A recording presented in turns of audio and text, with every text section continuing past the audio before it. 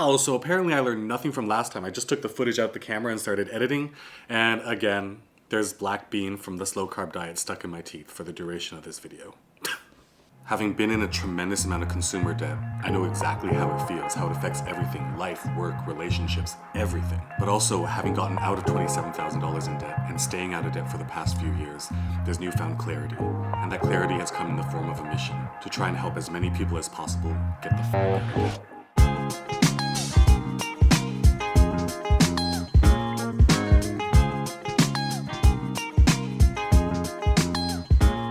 Welcome to Get It Together, and if you're new here, this channel is just me trying to figure out how to get my life together and sharing the tips and lessons I learned along the way.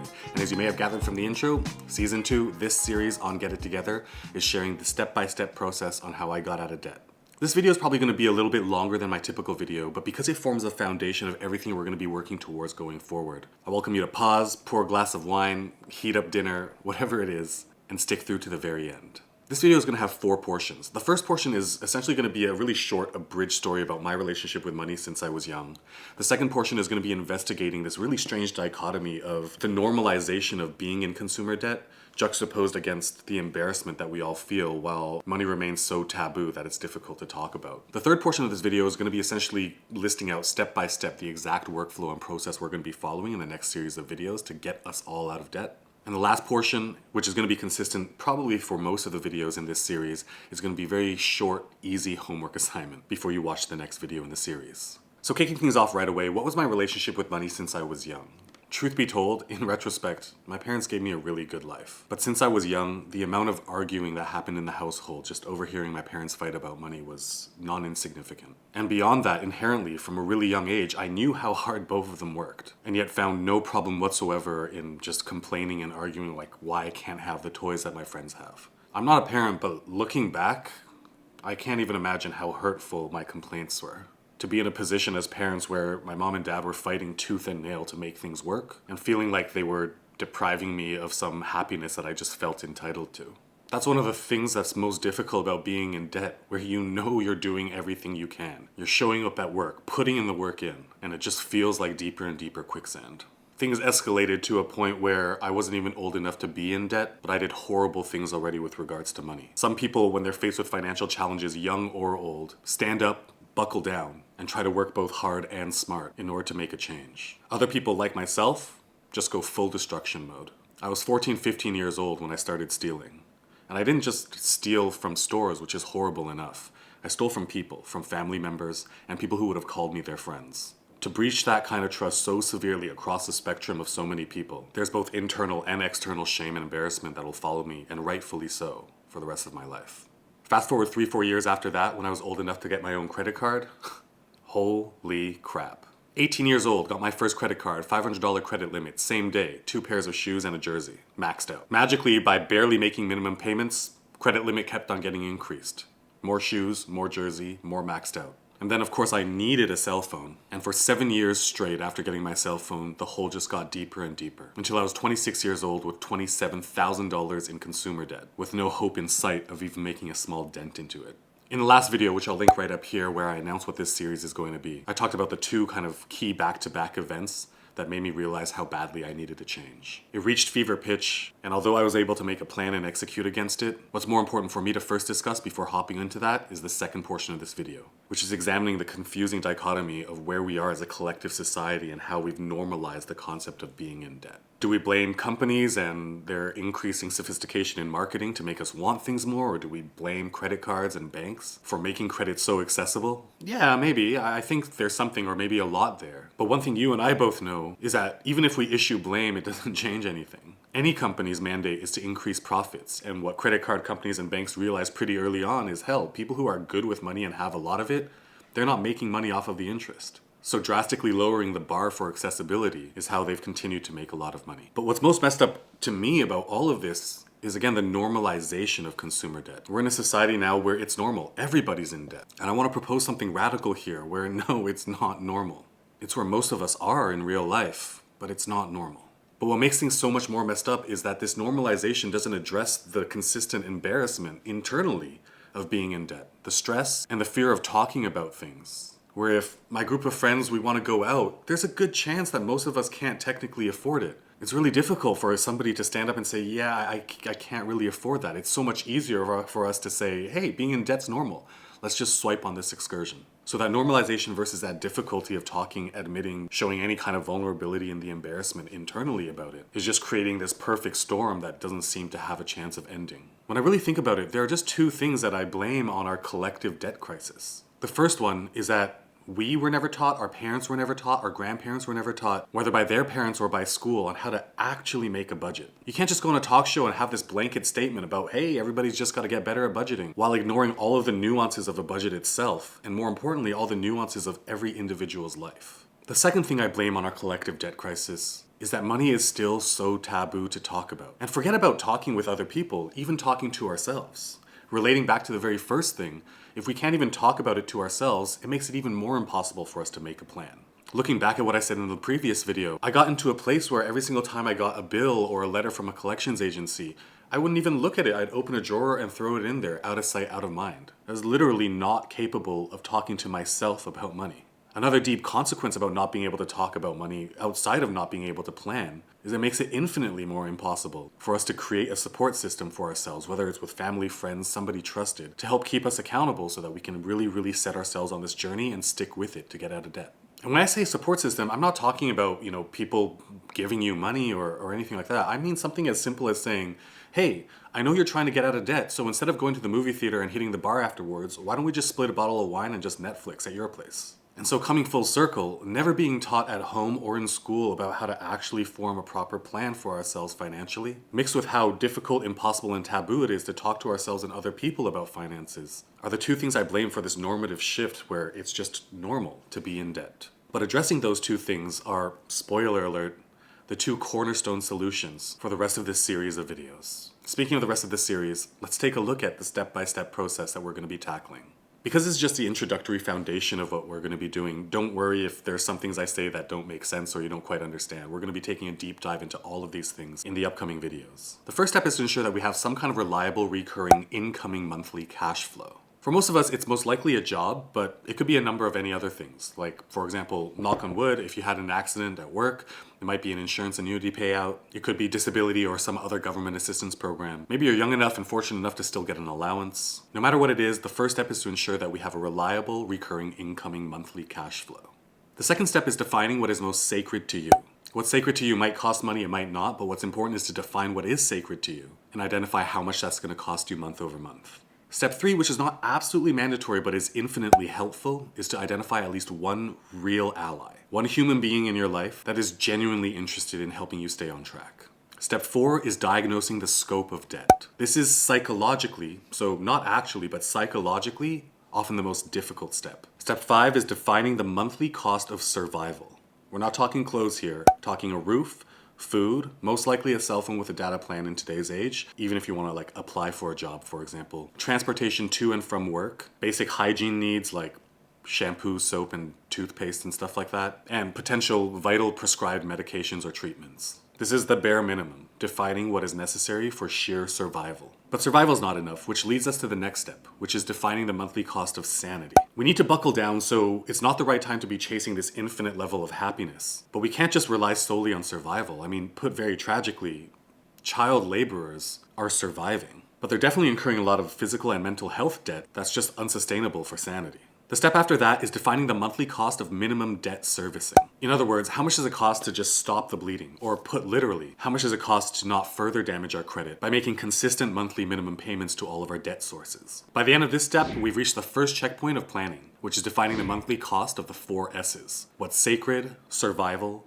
sanity, and sex. I'm joking, that's just part of sanity. And servicing debt. The 4 S's, when amalgamated together, represent your minimum monthly outbound cash flow needs. The question which we'll be asking ourselves once we get to that particular video is, does your monthly inbound satisfy the requirements of this minimum outbound needs? If the answer is yes, we move on. If the answer is no, I'll definitely be addressing that in a future video, but it's only going to happen in the future because I have such high confidence that by a huge margin for most people, if you have a job, your recurring inbound monthly cash flow will absolutely satisfy the required minimum outbound ones.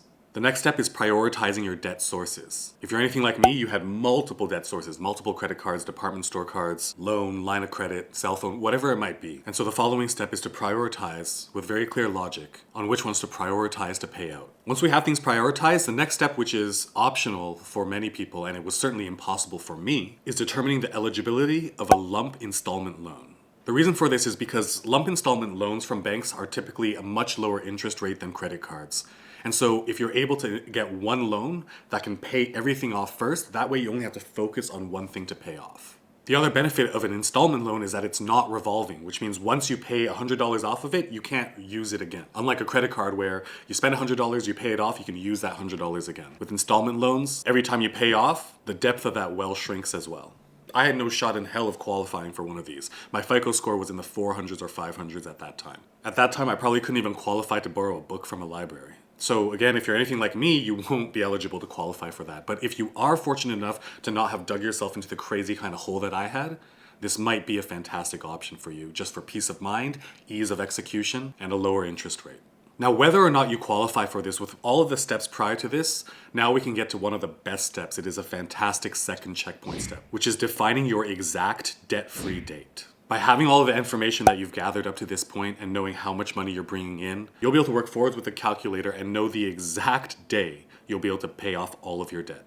I can't stress the importance of this second checkpoint, because just knowing the exact date that you will be out of debt lifts so much weight off of your shoulders. Even if you have tens of thousands of dollars worth of debt and your get out of debt date is 20 years away, it doesn't matter because now you have a plan that you can execute against and you know. Having that clarity is so valuable, and likening back to what I said in the last video, with that clarity, even if it is years away, you see the light at the end of the tunnel. And also, like I said in the last video, people will always tell you that there's light at the end of the tunnel, but what we've just done with all of these steps is the thing that they don't tell you, which is you're the one that has to turn that light on. Even if it's so far in the distance, you're the one that has to turn it on so that you can work towards it.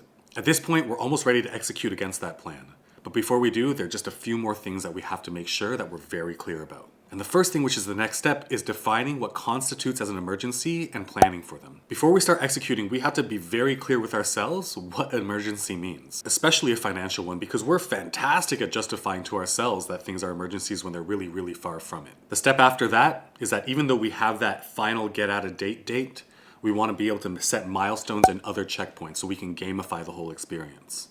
I don't mean really making it into this elaborate game, but at least psychologically for us to have very clear checkpoints so that we know that we're always tracking in the right direction. When we see this mountain of debt in front of us, looking at that summit where we're trying to get to is often way too daunting. And so setting up different checkpoints along the way makes it a lot easier to digest and be able to focus on the next checkpoint at hand instead of just thinking of this ominous future date where we finally make it to the top of Mount Everest. The next step are a set of very clearly defined psychological pivots and tools that I know are going to be invaluable throughout the journey, because there will undoubtedly be some challenging days. I'm just going to list them here because again there's going to be a dedicated video towards them, but what they are units of freedom, the Want album, and stepping outside ourselves. The final step before execution is sharing your plan and recruiting your support system. Now, it's not as easy as it sounds on the surface. When you're recruiting your support system, you have to differentiate between best friends and most suitable friends. What I mean by this is, even if your best friend is genuinely an amazing person, if they're the type of person to just say, nah, come on, just this one shopping trip, they're just not the most suitable friend as part of your core support system. And here we are at the final step, and it's not even really a step because now it's executing against that plan. I'm not going to get too far into this right now because again, there's going to be a dedicated video about it, and also this video is already dragging on quite long. But one thing I will say is that very first month of executing against the plan is when you're going to have to be the most vigilant. Because in that first month, you're going to be able to identify things that you may have missed while planning, like, oh, I forgot the cost of my daily coffee. Or like, what I thought was my definition of sanity was way underestimated. The final step when it comes to actually getting out of debt, so not future planning, but just getting out of debt, is optional, and it's just asking yourself whether or not you're interested in accelerating things. Here we are, the fourth and last part of this video, and that is the 2 very short homework assignments for you before watching the next video. Before I tell you about those really quick homework assignments though, I just want to reiterate for the next few weeks, we'll be going through all of these steps with a fine-tooth comb, which means that by the end of the series, you will have a plan, you will have a debt-free date. And hopefully you will also have at least one person who forms a cornerstone of your support system. But if you don't find that one person before executing against that plan, there is one other option. Just like in the previous series with the 30-day challenge on the slow carb diet, where in order to help me stay accountable to myself, I put up $100 with the risk of losing it if I fail to post my breakfast, lunch, and dinner every single day in that 30 days. For these 30 days, or actually until this entire series is done, I'm putting up $100 again to keep myself motivated and accountable for pumping out these videos. And it's gonna happen the exact same way. Every single day, I'm gonna have to share one tip, lesson, supplementary detail, point of motivation, just a gentle push to make sure that you're staying on track to the highlights and stories at GitVlog on Instagram. This is gonna serve double purpose. On the one end, again, it's gonna be relying on you guys to help me stay accountable. And on the other end, if you have not found that one person to be that cornerstone of your support system, at least those highlights and stories are going to be daily reminders, whether or not they're directly applicable or not, to keep the eye on the prize and make sure that you find a way to turn that light on at the end of the tunnel as soon as possible. Just like in the previous 30-day challenge on slow carb diet, it's going to play out the exact same way. I have to post one of those tips or stories or whatever it is every single day, and if I fail to do so, the first person that calls me out will get $100 US via PayPal. But okay, finally at the absolute last part of this video, what are the 2 homework assignments? The first assignment is to use pen and paper. Don't type it out. Really get analog with it. Feel that pen on the paper. And define very clearly what is sacred to you.